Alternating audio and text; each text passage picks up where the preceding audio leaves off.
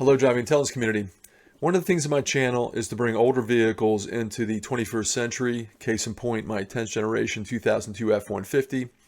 And one of the projects I did was to put an advanced doubled-in head unit in it so I could use Apple Carplay or Android Auto and get all the functions and features that you get out of the modern entertainment systems in these vehicles, newer vehicles.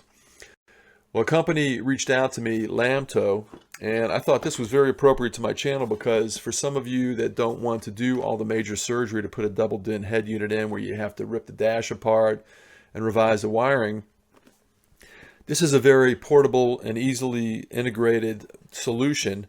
It's a 7-inch screen. It's got a touch screen that brings Apple CarPlay and Android Auto into your vehicle without having to do all that surgery.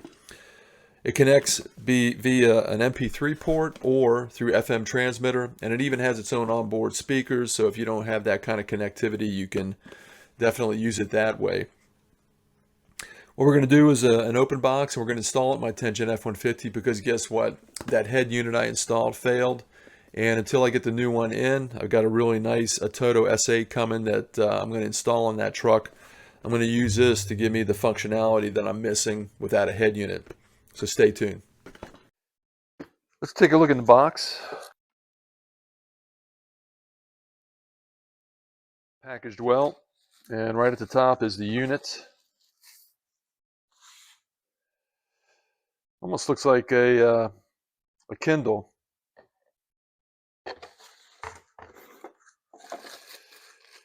And here's a magnetic mount that goes on one of your vents if you want to use it on a vent in the vehicle.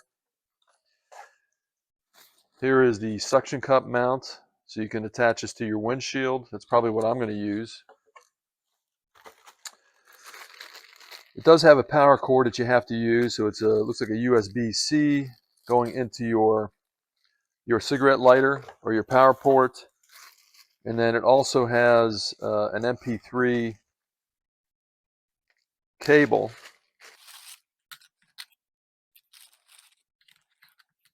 And let's see what this cable looks like.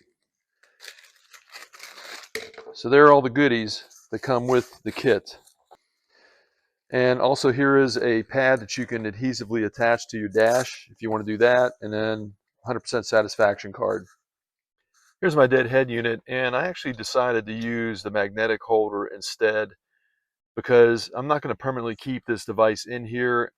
And the nice thing, or I guess not so nice thing about this, is that this has an adhesive part of the suction cup, so when you put it on your windshield, it's going to stay there for quite a long time.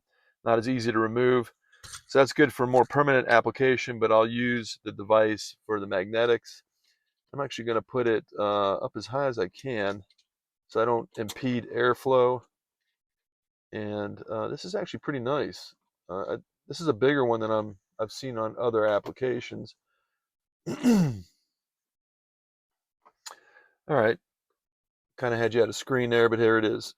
And this magnetic element here is adjustable, so I've got it facing me.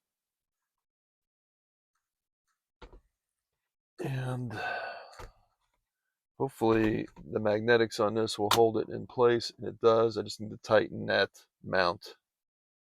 Okay, it's holding in place. I'm going to take off the protective screen,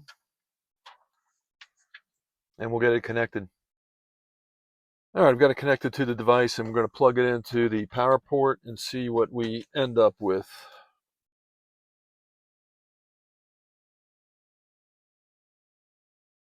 Now, in the instructions, it says you need to either set it to landscape or portrait.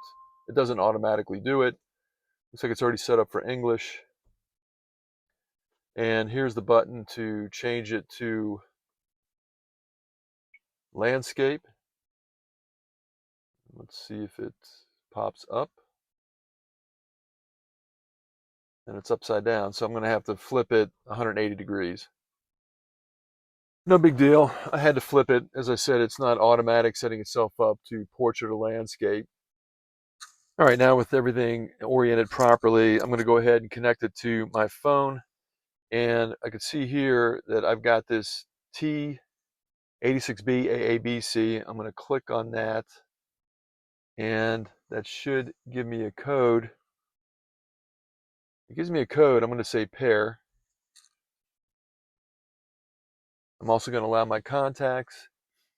Let's see if it connects. I'm assuming we're going to see an indication. Yeah, we did. So, wow. Already an Apple CarPlay just with that one little pairing event.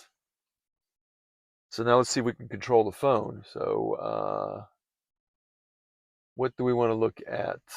Let's go to Pandora. There's Pandora, and I like classic rock. All right, I got everything connected. It was pretty seamless. It went through the Bluetooth. Let me turn this off so I don't get any kind of problems with copyright information, but it is playing. It's not very loud, and it's not the best sound quality, but it is good enough for temporary use. And once I get my head unit back in here, I'm not going to use this. But the nice thing is, again, that it can be used through the FM channel. So I think I'm going to take it to one of my other vehicles and show how the FM transmitter will run it through the speaker system in that vehicle. Transferred the unit over to my 2002 Harley-Davidson F-150 that has a standard head unit. You can see cassette. I've got CD function, AM/FM radio, but nothing else. No Bluetooth, nothing like that. So now we're going to go in and we're going to set up for FM. I've selected 89.7 because the sound quality is pretty good. There's not another station competing for that. We'll turn it on. And now we're going to go back to CarPlay. And let's play some Van Halen.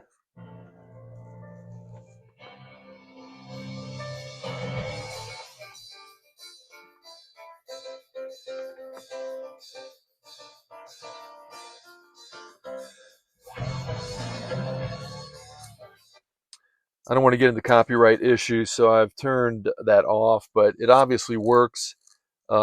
I don't have an understanding or an ear for full range, but I did hear bass and treble, so it seemed to be working well.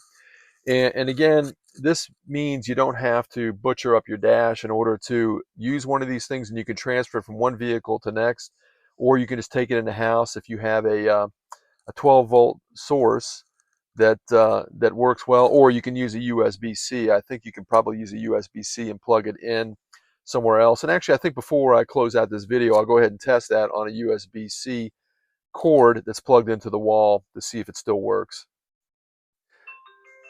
Plugged it into a wall outlet with the standard USB-C, and it definitely works. So you can use this at home. And let's see if there's any other function. Okay, I've just got my Apple CarPlay, so it's almost as if you're having your Apple CarPlay in your home instead of having it in the vehicle. And you've got all your apps, your calendar, etc., that can be used. So definitely makes driving easier, more fun having this instead of having to just listen to your phone in hand. And for the price, $39, $40, it's a deal. So I'm going to link this down in the description of this video, and you should check it out. As I always say, read all the reviews from Amazon before you make your purchasing decisions, because I don't have a long-term test on this, but it does seem pretty solid. It's a nice heavy unit. The magnet, I saw a complaint about that in the comments, that the magnet is not strong enough, but I don't see how that's possible. It takes a lot of force to get this back off of the magnet. So that's it for now. Check out all my product reviews in my playlists as such, and I'll see you next time on Driving Intelligence.